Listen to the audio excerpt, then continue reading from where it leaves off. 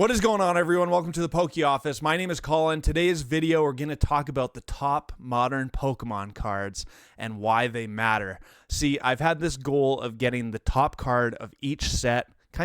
I haven't decided, starting at either Battle Styles or Chilling Reign, and I want that card in a Gem Mint 10 moving forward. So that means like the Tyranitar V, the Blaziken VMAX, the Umbreon VMAX, like just keep on going, and I want each copy of that card in a Gem Mint 10. That's kind of my big Pokemon collecting goal as of late. And at Card Party a couple weeks ago, I was able to grab 3 more cards that I needed. It was the Charizard from Brilliant Stars, the Machamp from Astral Radiance, and the Giratina V-Star from Crown Zenith. So that was really exciting. I'm pretty close to getting there, so I'm missing some Scarlet and Violet stuff still. So we'll take a look at those in a little bit, but the original idea for this video was to call it like the top 10 modern Pokemon cards to invest in. And as I was thinking about it, I just could not bring myself to actually make that video where it's so speculative. My top 10 could be completely different from your top 10. Literally, we could have 0 similar cards on a list of top 10. That's crazy. That's crazy. And on the flip side, I didn't just want to make it like the top 10 most valuable modern Pokemon cards, because we all know that already. If I asked you right now, list out the top 10 most valuable modern Pokemon cards. Let's say modern, for this argument's sake, is Sword and Shield and Scarlet and Violet era. I know Sun and Moon is modern too, but let's just say the last 2 eras of Pokemon. I'm pretty sure most of us would get at least 8 out of 10 correct, because we all look at the markets and we all know what the top chase cards are of the set, and usually the top chase cards are the ones that are the most valuable. That just makes a lot of sense, right? And I think thinking deeper into that, there's a reason why these top chase cards are the most valuable. Number 1, because the pull rates are pretty tough. Number 2, it's because those are the cards that typically most people want. They're the most in demand. So they're probably the least in supply and the most in demand. So it obviously makes sense, just based on a very basic economical understanding of the situation. Big demand, low supply means the price goes up, right? But why is that? It's because people like value. Pokemon is about collecting value, is it not? See, there's something to be said about getting some of the artworks that are only $2 and $3. But here's my argument, and don't take this the wrong way, because I love the fact that people collect what they like. That's the most amazing thing about the hobby. But are those $2 and $3 cards going to be in big demand 5 and 10 years from now? I don't particularly think so. I still think those cards are going to be $2 and $3 and $5. However, if we look at some of the big chase cards, those ones are just always, always, always in demand. And here's the way I think about it. And I could be way wrong. I am fully willing to admit that this is just my opinion, and I could be way off on it. But right now, there's something like 11,000 Umbreon VMAXs in a Gem Mint 10 from PSA. I literally think that there is over 1 million people that really want that card. Maybe they can't afford it. Maybe they can't find it. Maybe they have this thing where they have to pull it themselves like me. But there's literally, I think, 1 million plus people who want that card. So to say that there's too many Gem Mint 10s of the Umbreon VMAX is just total nonsense, in my opinion. There's so many people that want that card, and it's already getting to the point where it's unattainable for a lot of people. But that's why I think it's so important to have all these big cards. That's part of the reason why it's my goal to have the top card of each set in a Gem Mint 10. Because I think those ones are the ones that will last. Those are the cards that people will remember. Immediately, if I tell you to think about Astral Radiance, what card do you think of? There's only 2 that come to mind for me. It's the Starmie V Trainer Gallery card and the Machamp V Alt-Art. Now, if I really start thinking about it, I can come up with more cards like the Beedrill and the Dialga and the Palkia. And there's more cards. I understand. The Lilligant is really gorgeous too. But always, when I think about a set, as I've been looking at the graphs over the months and over the years, I always think about the top card. Like Astral Radiance goes with Machamp. Brilliant Stars goes with Charizard, right? Like there's this inherent something that's happening in my brain that automatically associates the top card of the set with the set. And I like that. That's the reason why I like the top cards of the set. And the last thing I'll say is that, I just think there's such a cool collectible piece to say that it's a top card of the set. But that's not to deter you from going at what you like. That's the beautiful thing about Pokemon. Pokemon is all about collecting what you like.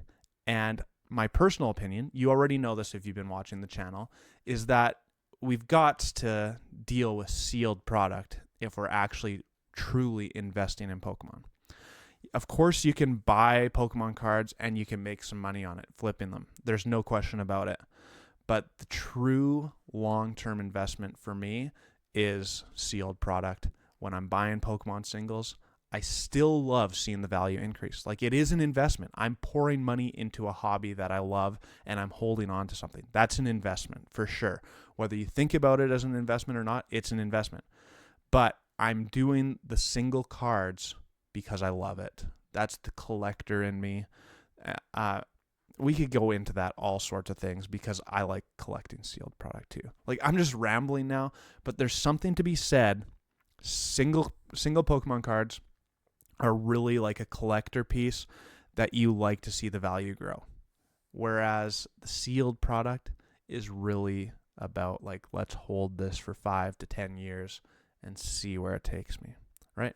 Okay, I'm going to flip the screen around, show you the collection that I've built recently and some of the cards that I still need to go for. All right, here they are in all their splendor. It's kind of hard with the way my setup is set up here to actually show you, but we'll take a peek as quick as we can. They're all in order, starting with this Blaziken from Chilling Reign. This actually is one of my favorite cards. For some reason, I have never been able to pull this card. We all remember Cool Trainer Ryan trying to pull this card, and it took a friggin' lifetime to pull it, and a lot of money's worth of booster boxes. But one of the first big VMAX secret cards, the VMAX Alt Arts, and I absolutely love it. Okay, then we got Evolving Skies. This one, there's nothing else to be said about this card. This is the true chase card of modern Pokemon. I just think everyone wants a copy of this. And it's not even remotely close to my favorite card, but the fact that it's the Umbreon VMAX, like, as a collector, I just had to have a copy of this card. I had to. Okay? Then we got the Gengar from Fusion Strike, absolutely beauty. Though, I will say, this is a little nerve-wracking. The Espeon VMAX from Fusion Strike, which I sold my copy of, it is making a run. Like they're getting closer and closer in value, so that's a little bit scary, but I do like this card quite a bit. Gengar is obviously a popular Pokemon. Then we got Charizard, kind of the king of Pokemon really, so I think this card could be a really good investment moving forward just because it's Charizard. Like Charizard always seems to hold up well, even though they've overprinted him to the max. It's hard to beat this card where Charizard is literally fighting one of the other starter final evolutions in Venusaur at the end there. Brilliant Stars. This is one of the cards that I picked up at Card Party a couple weeks ago. So pretty happy with it. I probably overpaid for it, to be honest with you, but that's the thing. And I didn't even touch on that in the opening. But that's the thing. When I'm buying for collection, if I want it, even if I overpay by $50, it doesn't really matter because I want it. I love it. And whereas if I'm buying sealed product, I'm really trying to get the good deals, right? The cards that I want, a little bit of a different story. I don't mind overpaying if it's something that I really want. All right, this is not one of the top cards, but it is the top Trainer Gallery card of Astral Radiance and one of my favorite Sword and Shield cards. I just love it. The throwback to Misty, nostalgia, and I'm a big Starmie fan, so how do I say no to it? This was the first PSA slab I ever owned. Pretty awesome.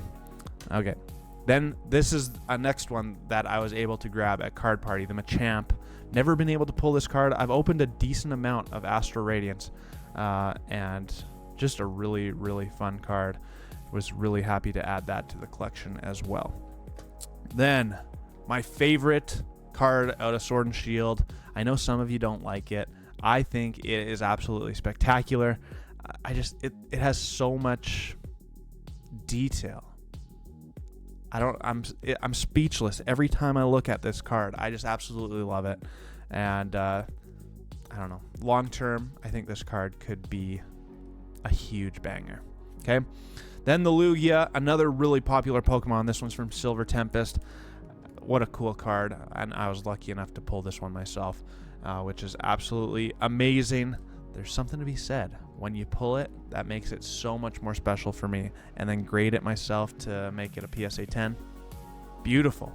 And then here's the last card that I was able to pick up at Card Party to complete my Sword and Shield top cards of the set in a Gem Mint 10.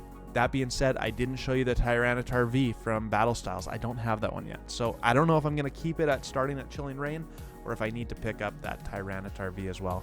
This card, I think it's awesome. It's certainly not one of my favorite cards, but the gold cards from Crown Zenith are really special.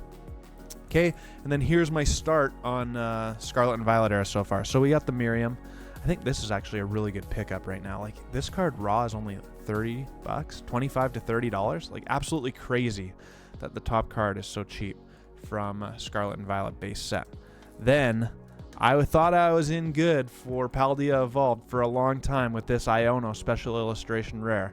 But, of course, we all know the Magikarp Illustration Rare has overtaken this one by a pretty significant margin these days. Like, it's absolutely crazy. That card is so expensive, and I had a copy of it. I tell you that every video, basically, because I still regret it so much selling it. Then, I'm missing the Charizard from Obsidian Flames. Don't have a copy of that yet. I do, finally. I think I sent in 4 or 5 of these Charizards from 151. Finally got a Gem Mint 10. Scarlet and Violet era is just hard to get a Gem Mint 10 from my perspective. Then we got the Bubble Mew. Absolutely banger card. Absolutely love it. Paldean Fates is full of beauties, including this one. And then, of course, this one. That's the last one I have to show you. The Charizard Special Illustration Rare. Shiny Charizard from Paldean Fates. One of my favorite pulls I've ever had on the channel. Like, I just absolutely adore this card. For some reason, it just pops so much when you're holding it in your hand. Absolutely love it. So that's where I'm at with the collection currently of Gem Mint 10s. I have a couple other odds and ends ones, but those are the ones. Like, that's the goal at the Poke office here for Colin, is to get the top card of every set. And it's really fun. I personally love when I can pull them myself and grade them myself. Like, that means something to me. But sometimes you just gotta get over it and buy it. Let me know what you think. What are you collecting? What are your top cards out of Sword and Shield? Did you agree with what I said? Do you disagree with what I said? I don't know. It was just kind of, I was a little bit torn on how to do this video, but I think it came out okay. Hopefully you enjoyed it, and until my next one or live stream, peace.